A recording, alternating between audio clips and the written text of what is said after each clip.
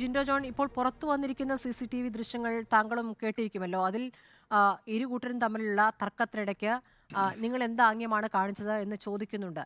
ആ, മേയറും ചോദിക്കുന്നുണ്ട്, മേയറുടെ ബന്ധുവും ചോദിക്കുന്നുണ്ട്. അത് ശ്രദ്ധയിൽപ്പെട്ടിരുന്നു. തീർച്ചയായിട്ടും സ്മൃതി, നിങ്ങൾ പറഞ്ഞ ചോദ്യം നമ്മളും ശ്രദ്ധിച്ചിട്ടുണ്ട്, കേട്ടിട്ടുണ്ട്. പക്ഷേ അതല്ല തുടങ്ങുന്നത്. ആ വീഡിയോയുടെ തുടക്കത്തിൽ ഉണ്ടാകുന്ന ഈ പറഞ്ഞ വണ്ടിയിൽ നിന്ന് ഇറങ്ങി വരുന്നവർ ചോദിക്കുന്ന ആംഗ്യം കാണിച്ചതിനെ ചൊല്ലിയുള്ള തർക്കമല്ല നടക്കുന്നത്. തർക്കത്തിൻ്റെ ഇടയ്ക്കാണ് മേയറോടൊപ്പമുള്ള മറ്റ് പെൺകുട്ടി സംസാരിക്കുന്നത്, നിങ്ങൾ എന്ത് ആംഗ്യമാണ് കാണിച്ചതെന്ന് ചോദിക്കുന്നത്. ഞാൻ ചോദിക്കുന്നത്, രാത്രി 10:30 വലിയ ഹെഡ് ലൈറ്റോടെ പോകുന്ന KSRTC ബസ്സിൻ്റെ മുൻപിൽ പോകുന്ന കാറിൻ്റെ പുറകിൽ നിന്ന് തിരിഞ്ഞു നോക്കുമ്പോൾ ഡ്രൈവർ കാണിച്ച ആംഗ്യം കണ്ടു എന്ന് പറയുന്നതിൻ്റെ സാമാന്യ യുക്തിക്ക് ഒരു പ്രശ്നമുണ്ട്. ഇനിയിപ്പോൾ അങ്ങനെ ഉണ്ടെങ്കിൽ നമ്മളതിനെ ആ രീതിയിൽ കാണണമല്ലോ. അപ്പോൾ സ്ത്രീകളാണ്, പെൺകുട്ടികളാണ്, അവരുടെ പരാതിയെ നമ്മൾ ആ രീതിയിൽ തന്നെ കാണുന്നു. പക്ഷേ അങ്ങനെയാണെങ്കിൽ ഇതിനെല്ലാം എവിഡൻ്റ് ആയിട്ടുള്ള കാര്യങ്ങളാണല്ലോ. ആ ബസ്സിൽ ഒരു യാത്രക്കാരനെടുത്ത ദൃശ്യങ്ങൾ എന്തുകൊണ്ട് മേയർ ചോദിച്ചു വാങ്ങി അവരത് ഡിലീറ്റ് ചെയ്യുന്ന സാഹചര്യം ഉണ്ടാകുന്നു? അതിന് ഉത്തരവ് അവർ പറയണ്ടേ? എന്തുകൊണ്ട് മേയർ ആര്യ രാജേന്ദ്രനും അവരുടെ ജീവിത പങ്കാളിയായിട്ടുള്ള യാത്രക്കാരിൽ ആരെങ്കിലും സാക്ഷ്യപ്പെടുത്തിയിട്ടാണോ ഇക്കാര്യത്തിൽ നിങ്ങൾക്ക് വിവരം ലഭിച്ചത്? ജിൻഡോ, ഈ യാത്രക്കാരിൽ ഒരു യുവാവ് ദൃശ്യങ്ങൾ ചിത്രീകരിച്ചെന്നും അത് മേയറുടെ ഭർത്താവ് സച്ചിൻ ദേവ് MLA ഇടപെട്ട് അത് ഡിലീറ്റ് ചെയ്യിച്ചു എന്നാണല്ലോ പറയുന്നത്. അങ്ങനെ ചെയ്തു എന്ന് പറഞ്ഞത് ഡ്രൈവറാണ്. യദുവിൻ്റെ വാദമാണത്. അതല്ലാതെ നിങ്ങൾക്ക് എന്തെങ്കിലും തെളിവുണ്ടോ? യാത്രക്കാരിൽ ആരെങ്കിലുമായിട്ട് നിങ്ങൾക്ക് സംസാരിക്കാൻ സാധിച്ചിട്ടുണ്ടോ? അവരാരും ഇപ്പോൾ പുറത്തേക്ക് വന്നിട്ടുമില്ല, പ്രതികരിച്ചിട്ടുമില്ല, പോലീസിനും മൊഴി കൊടുത്തതായി അറിയില്ല. അല്ല, നമുക്ക് ഒരു കാര്യം മനസ്സിലാക്കണമല്ലോ. ഇപ്പോൾ MM കാരശ്ശേരി മാഷ് പറഞ്ഞ പോലെ അതിൽ 10-15 യാത്രക്കാരിൽ ഒരാൾ പോലും ആ സാഹചര്യത്തിൽ ഇടപെട്ടില്ല എന്ന് പറഞ്ഞുള്ള ആ ഒരു സാംസ്കാരിക ഗതികേട് കൂടി നമ്മൾ മനസ്സിലാക്കണം. അതുകൊണ്ട് തന്നെ എത്ര പേര് അതിന് ധൈര്യത്തോടെ വന്ന് ഇവർക്കെതിരെ പോരാടാൻ നിൽക്കും, ധൈര്യപൂർവ്വം മൊഴി പറയും എന്നുള്ള കാര്യത്തിൽ ഇപ്പോഴും സംശയമുണ്ട്.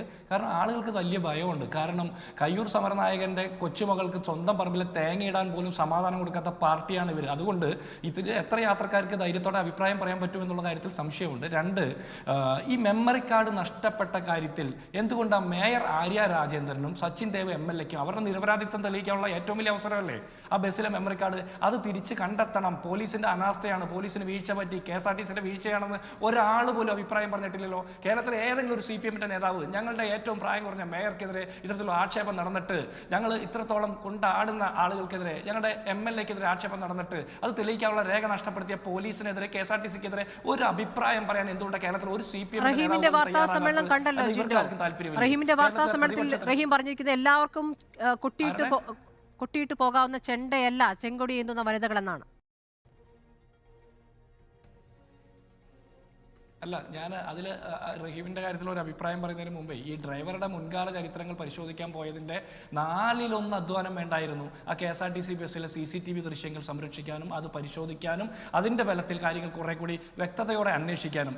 പിന്നെ ഞാൻ ഒരു കാര്യം കൂടി ചോദിക്കട്ടെ. റഹീം പറയുന്നത് ചെങ്കോടി എത്തുന്ന സ്ത്രീകൾക്ക് വേണ്ടി മാത്രമല്ല റഹീമും CPM സംസാരിക്കേണ്ട. കേരളത്തിലെ 3.5 കോടി ജനങ്ങളിൽ വരുന്ന മുഴുവൻ ആളുകളുടെയും സ്ത്രീത്വം ആയിക്കൊള്ളട്ടെ, വ്യക്തിത്വം ആയിക്കൊള്ളട്ടെ, എല്ലാം ആക്രമിക്കപ്പെടുകയും അധിക്ഷേപിക്കപ്പെടുകയും ചെയ്യുമ്പോൾ ഒരേ നിലപാടെടുക്കാൻ റഹീമിന്റെ പാർട്ടിക്ക് അവർ തയ്യാറാകണം. എന്തുകൊണ്ട് അത് സംഭവിക്കാത്ത?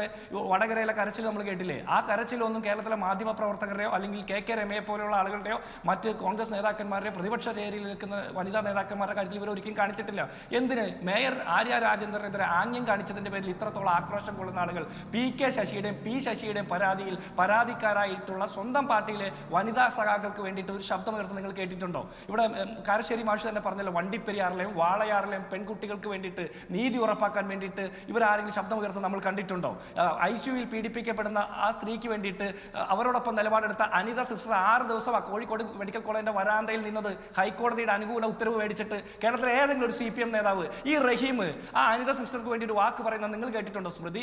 അല്ലെങ്കിൽ ആംബുലൻസിൽ പീഡിപ്പിക്കപ്പെടുന്ന കുട്ടിയുടെ കാര്യമൊക്കെ നമ്മളിവിടെ കേരളത്തിൽ കണ്ടിട്ടില്ലേ? ഇത് പീഡിപ്പിക്കപ്പെടുകയോ അല്ലെങ്കിൽ ആംഗ്യം കാണിക്കുകയോ അധിക്ഷേപിക്കപ്പെടുകയോ ചെയ്യുമ്പോൾ പാർട്ടി നോക്കിയല്ല അഭിപ്രായം പറയേണ്ടത്. ഞാൻ പാർട്ടി നോക്കിയല്ല അഭിപ്രായം പറയുന്നത്. കേരളത്തിലെ തിരുവനന്തപുരം മേയർ ആര്യ രാജേന്ദ്രനെതിരെ അങ്ങനെ ഒരു നടപടി അവർ സ്വീകരിച്ചിട്ടുണ്ടെങ്കിൽ ആ ഡ്രൈവർക്കെതിരെ കൃത്യമായിട്ടുള്ള നടപടി എടുക്കണം. അതിന് തെളിവായിട്ടുള്ള ആ ദൃശ്യങ്ങൾ നഷ്ടപ്പെടുത്തിയതിന്റെ ഉത്തരവാദിത്തം കേരളത്തിലെ ആഭ്യന്തര വകുപ്പിനും പോലീസിനും KSRTCക്കുമാണ്. അതാണ് ഞാൻ പറഞ്ഞത്. ഇവിടെ മേയർ ആര്യ രാജേന്ദ്രനെതിരെ ആംഗ്യം കാണിച്ചതിനെ ഞങ്ങൾ ന്യായീകരിക്കില്ല. അങ്ങനെ ഉണ്ടായിട്ടുണ്ടെങ്കിൽ ന്യായീകരിക്കുകയല്ല, അത് 100% കേസെടുത്ത് പ്രോസിക്യൂട്ട് ചെയ്യേണ്ട കാര്യമാണ്. പക്ഷേ ഇത് പാർട്ടി നോക്കി മാത്രം ഇത്തരത്തിൽ ആക്ഷേപങ്ങളിൽ അഭിപ്രായം പറയുന്ന റഹീമിന്റെ പരിപാടിയാണ് ഏറ്റവും ദൗർഭാഗ്യകരമായിട്ടുള്ള രാഷ്ട്രീയ നിലപാട്.